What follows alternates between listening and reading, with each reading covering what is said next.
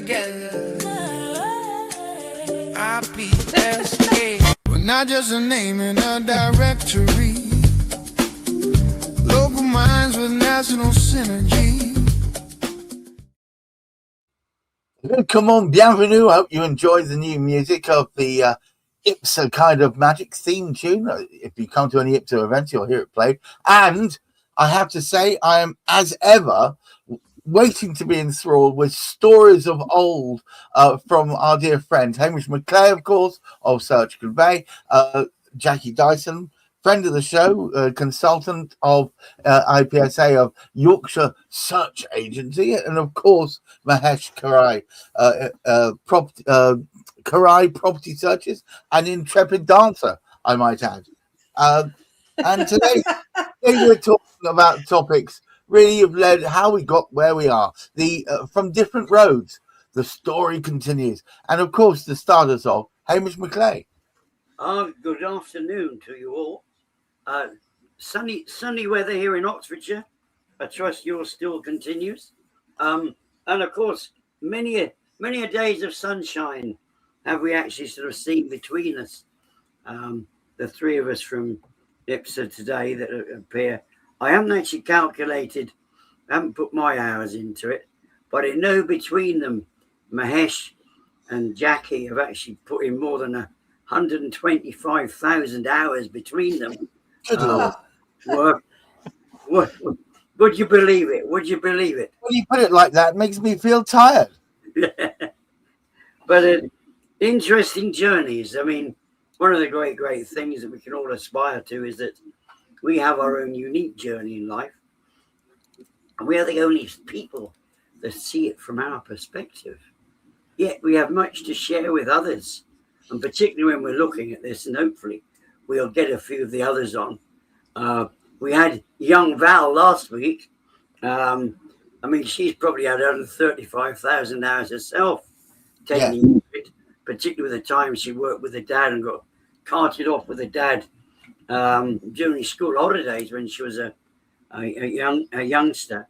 But anyway, there are two more stories to unfold today about what brought us here on this particular pathway of working with searches, and particularly, I guess, with IPSA searches. Well, Hamish, do you want to start off, or should I go straight to sweet Jackie? Oh, yeah. Jackie, regale us with stories true. Right. Well, my journey started in 1987.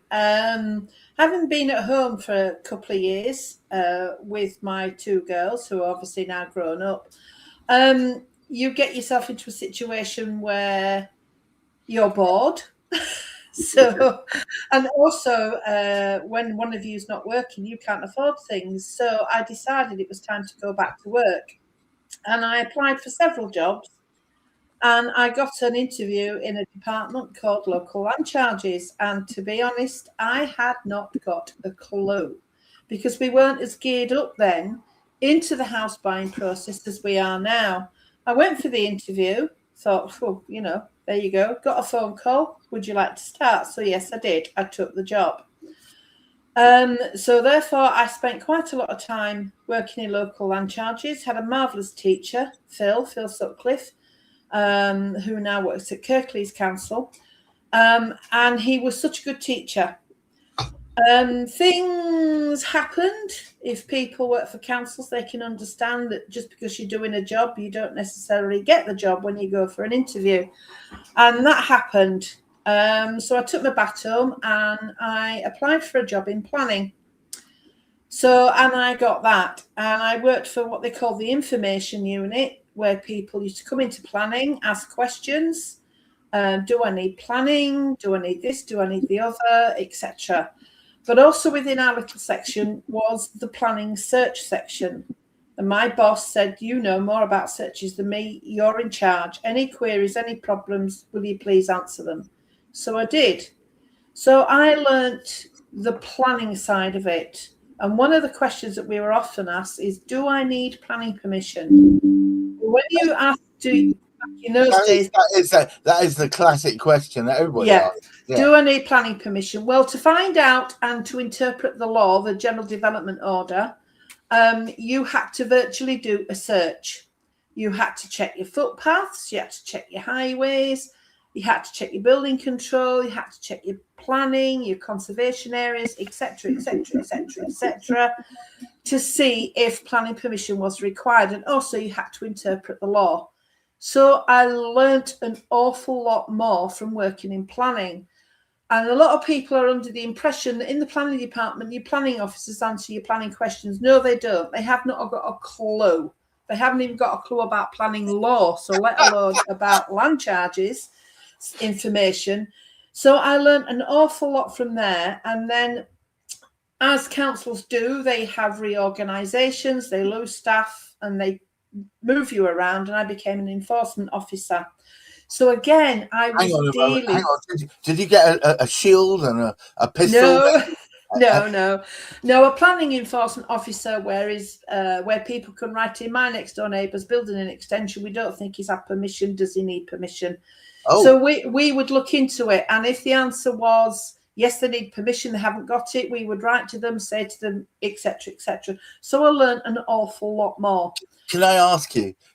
The vast majority of times when people dobbed people in, were they in fact requiring planning permission? Was it normal that they were on the wrong side of the law? Yes, and a lot. I mean, we did get stupid things like my next door neighbour has moved his dustbins from where they were to another space, and he hasn't had planning permission. Oh, you'd be surprised. So, and also he's had a new front door put in, and his letterbox is in a different place. Does he need planning? Oh, yes, yeah. But you see, people weren't aware of planning then. They weren't aware of how much information there was there for them to look at. As time has gone on and things have become digital, people are researching, people are Googling things, so obviously your man in the street has become more and more aware of planning and of things that go on in conveyancing.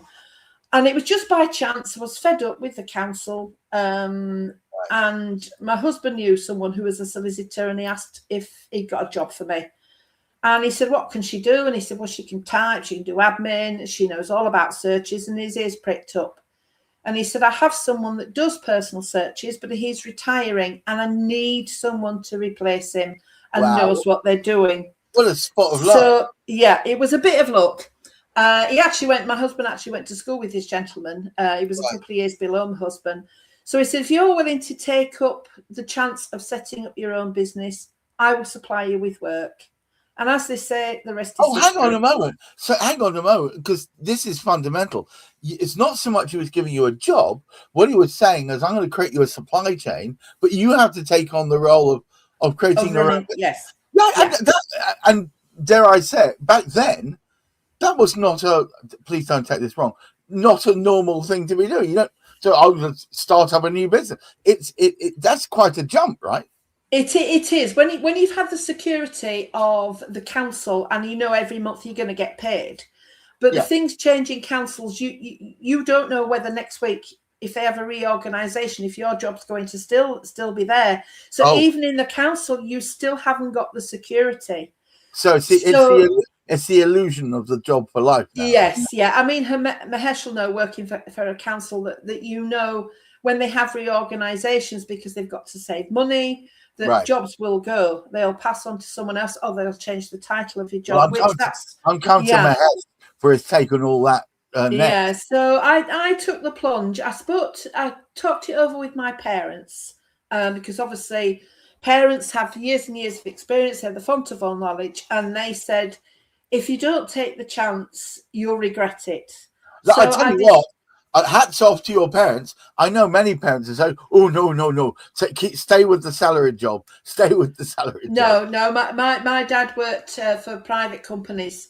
He worked for a big firm called Rakel that then became Rakel Vodafone and whatever. So he knows that when times are lean, that redundancies are made and reorganisations, and people, nobody's job is 100% safe. So I took the plunge. It's pretty much it's best if you know you've got a line of supply, and you know that you can to plant that supply. This sounds like the ideal job. So when you started this thing, you already had a ready-made supply. pipeline. Yes, yeah. And of course, then visiting the other councils, the gentleman that retired took me around to show me the systems of all the other councils. Right. And the difference was between me and him. When I asked for information and the council worker said, no, you can't see that, I would go back and say, but oh, yes, I can. No, you can't. Yes, I can. It is public information. So with working at a council, I knew what was public and what wasn't. So they couldn't pull the wool over my eyes. So would you say, but just before I pop to Mahesh, that what's required, certainly in this role, is a certain amount of bloody mindedness? Yes, because you I mean, whichever walk of life, you always get the job's worth. Yes. No, you do. I mean, you always get them, and you come across them. And but the thing was, what I could say to them, look, I used to work at Calderdale Council in planning, and they go, "Oh, right, did you?" And the attitude totally changed. Of course it would. Oh, you're an ex-council worker. Yes, yes, but I escaped. Yeah. And they appreciate that joke. And I mean, very, very rarely of all the council workers I dealt with during my searches, there was only one or two that were very, very funny. And they were just people that I think they could see where the future of personal searches was going to go, which was taking money off the councils and their jobs, which I don't blame them. But I would say 99.9% of all the council workers I dealt with, they were wonderful. They were always very, very helpful and very, very nice. Well, I guess it's how you treat as you want to be found. So, Mahesh, is your experience similar? Because I know similarly, because the one thing that you and Jackie share in common, you're both games keepers turned poachers, right? Mm-hmm. So, but did it help when you were now coming back to the council and they were pushing back and you say, no, actually, I know where that is. Yes, that as Jackie said, so obviously sort of that does come in, that does play into obviously our benefit to a certain extent. Right. You could go into the various different councils and obviously they say, oh, well, you're new. I haven't seen you around. Oh, well, no, I recently started with X, Y, and Z, but I was a former local land charges computerization officer. Right. Obviously, sort of and obviously, oh, Cardiff, and yeah, no, we know. How did that go? And sort of obviously, then you're getting to know them and chat with them. I always found with council staff, if you were pleasant with them, obviously you're going in there smiling, just cheery. I was always just cheery fellow. You're going in there smiling. You're asking nice, pleasant questions, and obviously in a nice, proper way. And as Jackie said, 99% of the staff would always be happy to help you.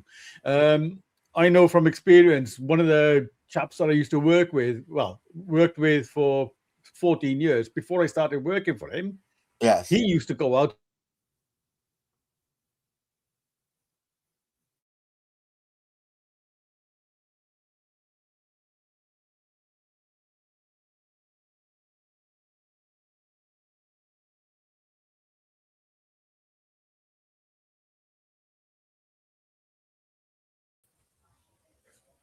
I don't know what happened, eh? Are we okay? Yeah. I think, can you hear me? I'm so sorry. Yeah, no, I can hear you. It just the screen went completely all blank, and it was like I think it's just the iniquities of the modern internet, I'm afraid. But look, it's while we still have each other here, Hamish, you've been through a whole ton of this stuff, surely, and not only that, but your background isn't as straight line as you might have thought. You went from teacher through to motorsport and engineering, and finally you went into searches. I guess the one thing, and you've told me this before, is you have to have an inquiring mind, right? Oh yes, very much so. But you're intrigued. But I mean, the interesting thing is, we can go back to that. We'll pick it up in due course. But from Mahesh's perspective, because you were involved with IT, weren't you, Mahesh? Mm-hmm. Before you actually sort of went to Cardiff. Yeah. Be interesting to know about how Cardiff saw it, because you're working with certainly one, and strangely enough, another IPSA member. was working at Cardiff at the same time as was Mahesh. My predecessor, Andrew Prismal, was the land charges officer. So how did that come about, Mahesh? What got you to decide to sort of throw your coat and hat up into the? Well, when I left college, sort of, I did the unusual thing of joining a temp agency, and basically, sort of, I didn't know what I wanted to do with my career because I left computers in a bit of as a sore subject. Not really wanted to continue with computers. Mahesh, what year was that? Because remember, my background's all computers. I was a Cisco engineer for 19 years, and I came from that. So I want to map. Yeah, I would say I left college in 88. So sort of 88, 89, I was in the middle of deciding what I wanted to do. Stop that right now, Jackie. Right now, I can see her grinning away. So 88, 89, I basically joined a temp agency, did 4 different contracts with 4 different companies. And basically, I just wanted to see. But were you keeping away from IT at that stage? Yes, completely away from IT. It was more, I was a little bit of computers involved, but obviously more so, I think I went to a architect's firm. I went to an insurance firm. Right. My last job with the temp agency was with Cardiff Council, and I went into the post room to work as a post room clerk. I remember when I was 16, I worked as a post room clerk. Yeah, it's actually a really interesting job because you constantly see constant flow of things. But what makes you want to go from something which is digitization and all that into something that's to do with searching and looking under the covers and trying to find what's really going on? Well, more so, it was sort of obviously because I used to, as part of one of my post-room duties was basically to go into the land charges department itself. And Jackie will tell you, obviously, sort of with Cardiff land charges, what they used to do was have probably about 6 or 7 folders, and I would walk around Cardiff, basically town centre, and obviously this that sort of area, basically to the different offices, delivering these folders to basically collect the land charges answers. And obviously, I'd go back into land charges, and then the one day I was just obviously curious, and I spoke to Andrew, who was the land charges officer at the time, and I said, "Well, I'm going around collecting all this information. What am I doing? What are you actually doing here with all this bits of information?" And then he actually showed me, and then I think it was a few months later, they wanted to computerize their land charges register. Right. And obviously, because he knew I had a bit of a background in IT anyway, of course, he said to me, he said, "Well, look, put an application in, and fortunately, you may well end up getting it because we know you, we like you." And obviously, sort of from there, it was one of those things, as Jackie will say, in the early 80s and early 90s, it was who you knew, not what you knew in terms of getting a job at the council.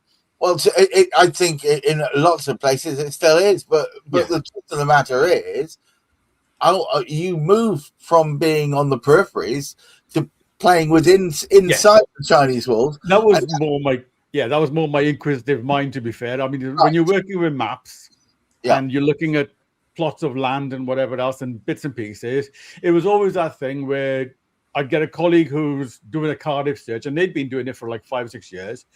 And obviously, because I was looking at the maps on a daily basis, they would get a search on a piece of land, and they might not be able to either find it or actually map it correctly and whatever else. And because I was looking at these maps on a daily basis, they'd say to me, "Well, can you find this?" And they'd be like, "Yeah, okay, I know. Get map 1480 out and sort of there it is there." So I could point it out straight away. Yeah, it's a sad life, but we all knew how to do it. And they say, "Well, okay, you've got," obviously I realized that I've got a bit of a niche for looking at maps and bits and pieces and just an inquiring mind. So going on from doing the land charges register, there wasn't a job available at Cardiff Council at the time with local land charges. So I decided to go private and joined up with one of the personal search companies who was doing searches in Cardiff. And that's where my journey started. But it was always a case of going out to Cardiff. Cardiff was my local area. I knew it off the back of my hand. Yeah. So it was simple. Hamish, we've had some stories today, and it's interesting to hear how people come to this. because although what you now do or what you've done, Jackie, is very well documented. It's nice and easy to understand why you do what you do. It's all about looking underneath and not believing necessarily what you're being told in prima facie. But to get there is quite an intriguing journey. Hamish, would you care to take us home? Well, I think I ought to mention just before I do tidy things up or attempt to, I should remind everybody that Jackie was a police officer as well. I didn't know that. So I don't know if that, but the great thing that's come out of the story, and I do love looking at depth into sort of what brought us there, and it's something that you mentioned an awful lot, Gareth, is that inquiring mind. If you have an inquiring mind, there's always something to look at. That things change. I mean, Jackie's doing an element of sort of changing, checking to let people in, letting them down the drawbridge to let people into it at the moment. So she's keeping up to date with various things that but the changes that both Mahesh and Jackie have actually sort of seen are unbelievable. I mean, Jackie's been at it for about 15 years longer than I have, and Mahesh about sort of 10, 12. So, I'm a newbie. So it's good to speak to some of you oldies. But the interesting thing, that's very nice, isn't it, calling you oldies? The thing is, Hamish, even in the short, he says, period of time that you've been working it, it's the last 10 years. It's accelerated and changed and morphed, and where the data has changed, and how you can get hold of it has changed. It's a very much a movable feast. I think also what's very, very important too is the style of people we work with now. That has changed dramatically.